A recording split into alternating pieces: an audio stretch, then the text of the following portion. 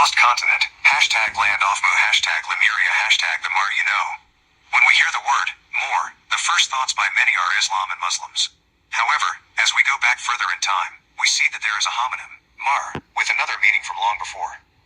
Let's explore the most recent use of the word, and then journey back to prehistory, during times that are said to be antiquity. So, let's begin in the Dark Ages, over 700 years of darkness. The Moors, rulers of Europe.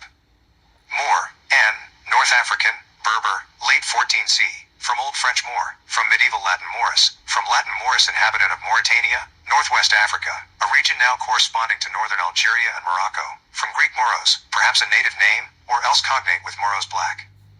Being a dark people in relation to Europeans, their name in the Middle Ages was a synonym for Negro, later, 16th C.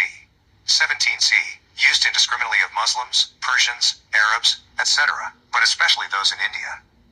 Blackamoor, N, dark-skinned person, 1540s, from black, adjective, plus Moor, with connecting element. Early 16th century, from black plus Moor. The Oxford English Dictionary defines the word Moor as commonly supposed to be mostly black or very swarthy. In the Middle Ages during the 17th century, the word is often used interchangeably with Negro. In the words of Dr. Chancellor Williams, the original Moors, like the original Egyptians, were black Africans. Pause. According to the Stuart synopsis, in the early 8th century, troops of Moorish soldiers arrived from Africa into Spain, Portugal, and France. Soon after their arrival, the Moors conquered Europe. It is said that the Christians of early Europe regarded the ethnicity of the Moors as black-skinned people, and many sources support this fact. For example, Morian is the adventure of the heroic Moorish knight, who was supposed to have lived during the days of King Arthur. Morian is described as all black. His head, his body, and his hands were all black. In the French epic known as the Song of Roland, the Moors are described as blacker than ink. William Shakespeare used the word Moor as a synonym for African. Christopher Marlowe used African and Moor interchangeably. Arab writers further buttressed the black identity of the Moors. The powerful Moorish emperor Yusuf ben Tikfin is described by an Arab chronicler as a brown man with woolly hair.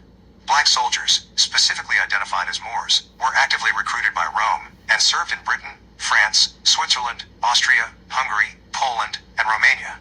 Saint Maurice, patron saint of medieval Europe, was only one of many black soldiers and officers under the employ of the Roman Empire. After the invasion of 711 AD, hundreds of even darker Moors came. It was this occupation of Portugal which accounts for the fact that even noble families had absorbed the blood of the Moor. From then on, racial mixing in Portugal, Spain, and other places in Europe increased under the influence of Moors. This is why many historians claim that Portugal is in reality a Negroid land, and when Napoleon stated that Africa begins at the Pyrenees, he meant every word that he said. Even the world-famed shrine in Portugal, Fatima, where Catholic pilgrims from all over the world go in search of miracle cures for their afflictions, owes its origin to the Moors. The story goes that a Portuguese nobleman was so saddened by the death of his wife, a young Moorish beauty whom he had married after her conversion to the Christian faith, that he gave up his title and fortune and entered a monastery. His wife was buried on a high plateau called Sierra de Air. It is from there the name of Fatima is derived. The Moors ruled and occupied Lisbon and the rest of the country until well into the 12th century. They were finally defeated and driven out by the forces of King Alfonso Henriques, who was aided by English and Flemish crusaders. The scene of this battle was the Castello de São Jorge, or, in English, the Castle of St. George. Today it still stands overlooking the city of Lashbana as the Moors named Lisbon.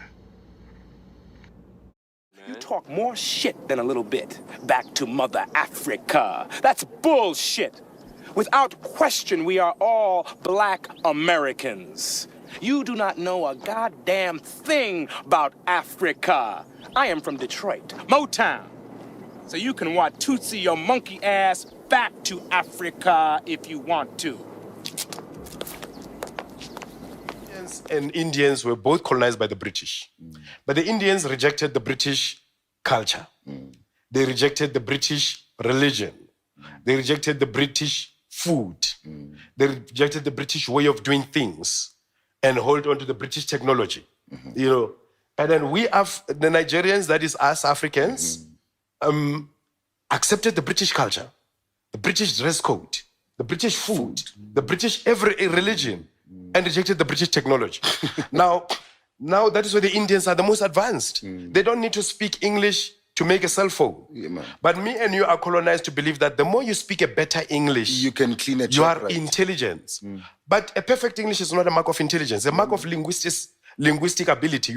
But we were colonized to believe that because you speak a perfect English, therefore you are intelligent. But how many perfect English speakers among us invented anything? Okay. How many PhDs who congregate at Capellos and all of those places every evening and drinking and tell you how they got their PhD from Harvard and so forth? People are having a PhD in engineering. Their grandmothers are busy drinking water with goats. They can't make water reticulation machine. How many of our English-speaking PhDs holders invented anything? France forced Haiti to pay reparations to slaveholders after the country declared independence in the 1700s through the labor of enslaved indigenous and black people. Haiti, known then as Saint-Domingue, became France's most. Did you know France forced Haiti to pay reparations to slaveholders after the country declared independence in the 1700s through the labor of enslaved indigenous and black people? Haiti, known then as Saint-Domingue, became France's most profitable colony. The labor and punishments were so brutal that many people died within a few years of being forced into enslavement. Eventually, formerly enslaved Africans led the Haitian Revolution, defeated the French army, and ended slavery on the island. Ending 1804, they declared independence and renamed Saint-Domingue Haiti. But France threatened to attack Haiti and lobbied other countries not to trade with the nation until it agreed to pay for so-called lost revenues from slavery. Reparations totaling at least an estimated $573 million in today's money were paid to slaveholders by the formerly enslaved people. The French King Charles X knew the payment was too much for Haiti. As part of his plan, he forced Haiti into taking out loans from French banks. While draining Haiti's wealth, one of the banks profited so much that it was able to help finance the Eiffel Tower. To pay off their debt, Haitians had extremely high taxes. Most of the country's tax revenue was used to pay back France, leaving its education system, public infrastructure, and healthcare underdeveloped. There wasn't even enough food for everyone on the island because agricultural land was depleted to grow cash crops like coffee, cotton, and indigo. Historians say the payments over time cost the Haitian economy the equivalent of $21 billion. It took Haiti over 100 years to pay off its debt. But France wasn't the only country involved in the destabilization of Haiti. The US took the baton from the French colonists in the 20th century. Follow for part 2 to learn more. See, the Ku Klux Klan wasn't born under the Confederate flag. It was born under the Stars and Stripes, the White Circle League and the Citizens Council and the lynchings. They weren't under the Confederacy, they were under the Stars and Stripes. When they sent you to Germany to fight, and you couldn't get no justice, that wasn't under the flag of the Confederacy, that was under the flag of the Stars and Stripes. When they broke up black organizations and killed our leaders, that wasn't under the flag of the Confederacy, that was under the flag of the United States. There was an amalgamation also between colonials. I mean, that happened. Matter of fact, that was one of the things that William Byrd, who was involved in a dividing line between Virginia and North Carolina, and Alexander Spotswood was trying to amalgamate Native people with other races to get rid of the Indians. Now, when you look at the Byrd papers, and you would read his diary on April the 7th, 1728, he actually visited our reservation in Jerusalem, Cortland, Virginia. And what's so interesting about that, he described how our people look. He said the young men came out and their faces were painted and they made all kinds of grotesque figures and they danced for him to the sound of a gore drum stretched tight with an animal skin. Then he said the young women came out and they were tall and shapely and dressed in their finery. Their hair was braided. And they had white and blue conch shells in their hair that hung like locks and around their neck. And then they had wrapped around their body a match coat, which was red and blue, which is a shawl that fitted loosely about their body, that their mahogany skin shone through. Then he went. Let me get this point. He went on to say that these dark angels would make exceptional wives for the English planters, and their dark skin would bleach out in 2 generations. Unquote. That's a quote that he made. First Americans were a rich brown people. They were mahogany in color. All right, so real quick, I just want to show you guys that the chief, he ain't making this up. This is from primary sources. What he was referring to was William Byrd's account of his experience with the Nottoway Indians, as the chief was saying, his people, back in the 1700s.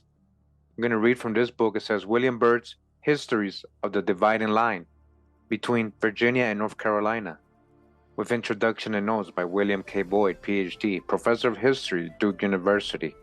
We got this from 1929, the North Carolina Historical Commission. So we're on page 114 of this book. So this is William Byrd's account of the Nottoway Indians in the 1700s in this village of the chief's ancestors. He was telling the lady. The young men had painted themselves, right? In a hideous manner. Hideous to him, right? Not so much for ornament as terror. In that frightful equipage, they entered us with sundry war dances, all right? Just like the chief was saying, the war dances, with their painted faces and war dances, right?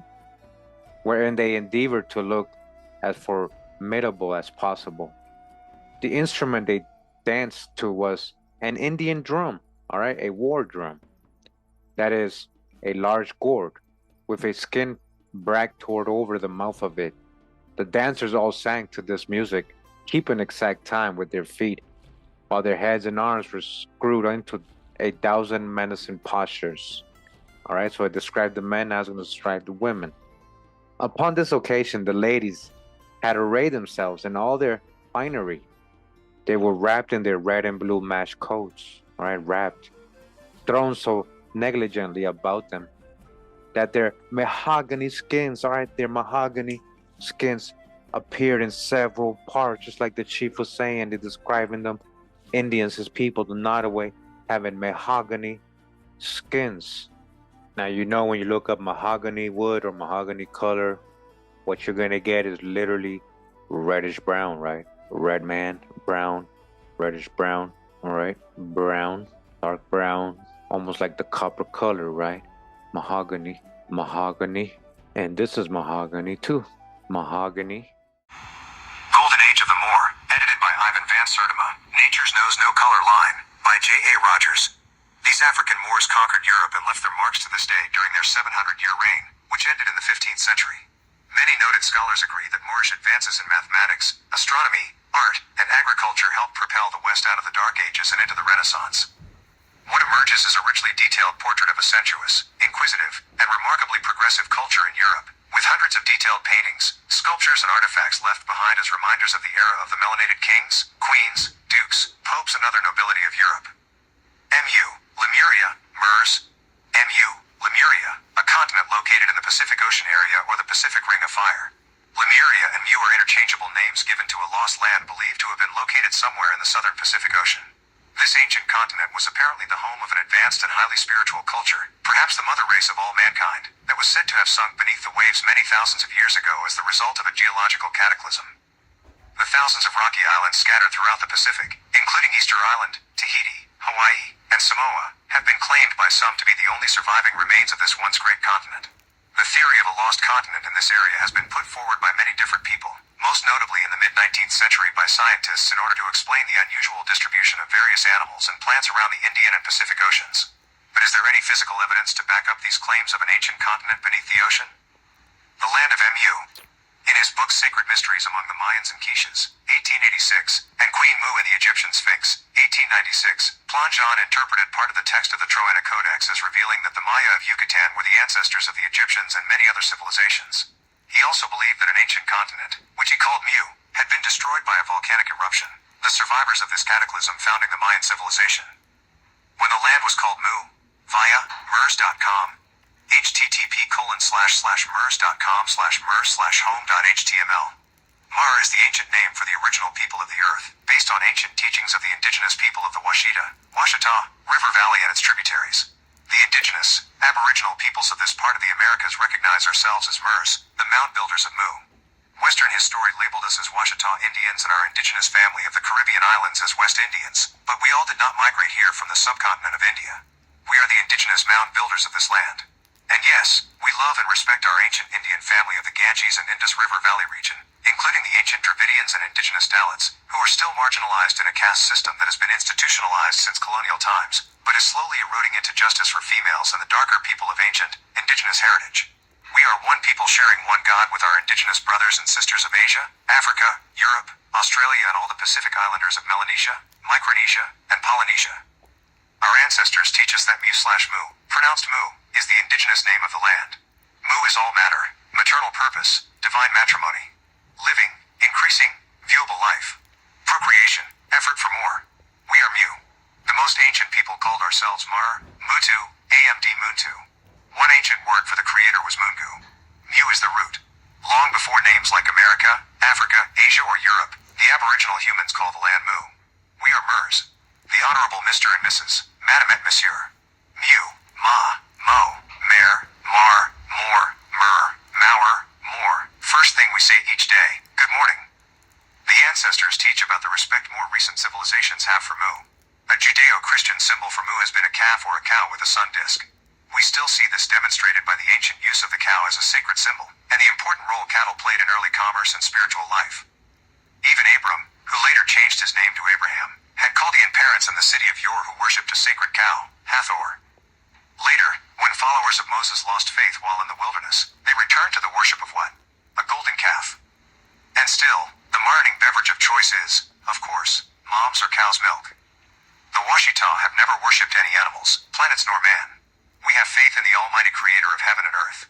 We believe in one love, Amor. Today, we can find a myriad of variations and representations for the name Mar. Moor, Moors, Moor, Muir, Mora, Moro, Mare, Mary, Morenos, Mohawk, Americanos, Maroons, Mulattoes, Maimi, Maya, Mayaka, Zamika, Matamora, Micmac, MC/Mac, Mr., Ms. and Mrs., just to name a few. To all Mers, true and faithful, everyone on the planet has Marish roots. We are all seeds of the original man and Wo-MB man God created on the planet in the valley of the mountain of the moon. We know the Meshajiabi, Mississippi Valley, the Amazon, and the Nile Valley, River Hopi, were once together, parts of one land from Morocco and the Sahara to Mexico. From the wall of Montezuma to the shores of Tripoli. It may take a few more years before the world is ready to accept the truth about our story, but the time has come to embrace the harmonies of life shared by each of us. Every his story teaches the first people of the earth started in the Nile River Valley, near the equator.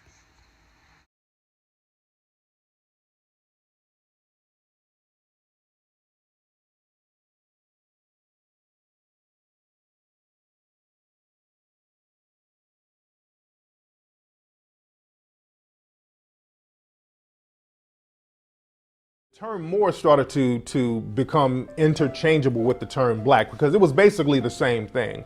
But when the slave trade started, they tried to objectify black people, Moorish people. So they would use the term interchangeably and they would just switch on to calling people black. But if you look at a lot of old documents, there's even slave ships called Blackamoor. If you look at slave records, there was even a boxer out of Virginia who was very popular in the early 1800s named Tom Molyneux, and his nickname was the Moor. So that name was definitely used interchangeably with black or Negro at that time. Moor means black, like Negro, Ethiopian. Moor means black. Moor is not a people. Moor is a color. And they have taken this word Moor and they have associated Moor with Muslim. There were Moors that weren't Muslim. Moor means black. There were Christian Moors. There were Moors that practiced a traditional African faith system. So that Moor means black, simple. When the Moors went into Europe, they changed the appearance of the population. Do you see? So you have Italians, Spaniards being darker than the Scandinavians. A Scandinavian person told me that they never considered the Italians or Jewish people to be white. Do you see? Because the lighter people are further north. When I went to Europe, I would always look at pictures and I would always see a Moor, and sometimes I would see like a skull and bones. And many of the Moors would have a skull and bones flag. That's what pirates are known for. There were many Moorish pirates. There was even a Barbary War where the U.S. was fighting Moorish pirates up in North Africa and the Barbary Coast. And there's even a secret organization called the Skull and Bones. And we know that Masonry comes from Moorish science. So there's always a connection there with the Moors. And it's important that as we begin to develop an understanding of this society, that it's not Freemason as we know it, and that the Moors brought in this knowledge into Europe. Africans brought this knowledge into Europe. And in bringing this knowledge into Europe, the Knights Templars and other organizations were born out of this. And peoples of European descent were exposed to alchemy, okay? The periodic table of elements, the laboratory, how to take information, how to take elements and atoms, and to begin to manipulate them to make them into different types of molecules. The basic one is hydrogen, 2 hydrogen is helium, 3 hydrogen is lithium, 6 is carbon, 8 is oxygen. So you have this alchemy that's going to come, and they're going to begin to study, they're going to begin to learn, they're going to create societies that's going to develop an understanding. This is going to be what eventually is going to become Freemasonry, because only a select group of people in Europe is going to be exposed to this information. But the secret of Masonry, of who we really are, the Moors, is being here on this land, this particular land, because it was called, in many names, you had Turtle Island, that we called it, or Tula, or El Marak, the different terms that we had. And the original map of America was written by a guy named Idrisi. The original map was written in Sanskrit. Antarctica was actually mapped by a Moor. And most people don't know it was mapped by a Moor. And they have old topographical evidence of old maps of Antarctica. That's why the Nazis fled there, because they knew that there were places there under the ice that they could actually inhabit and hide. Americans. The European colonists took over and started calling themselves Americans and started changing the history, saying that they brought us here. We were always here. We were always here. You've got pyramid kuntas in Central South America that are older than the pyramids in Giza in Misraim that the people call Egypt. Older. You've got civilization principles that are here in Lower Egypt that you call Kentucky and Tennessee area that is older than they are in what you call Egypt. But those things are held secret because they don't want these people to know that they're the heirs apparent to this land. So they branded them Negro, black, and colored to cut off the linear history. So when the people think they're Negro, black, and colored, they can't tie to the illustrious history of the founders of civilization. As a matter of fact, they keep trying to leave and everybody else trying to come here because they don't even know that this is the hub, the North Gate. We're the true Americans.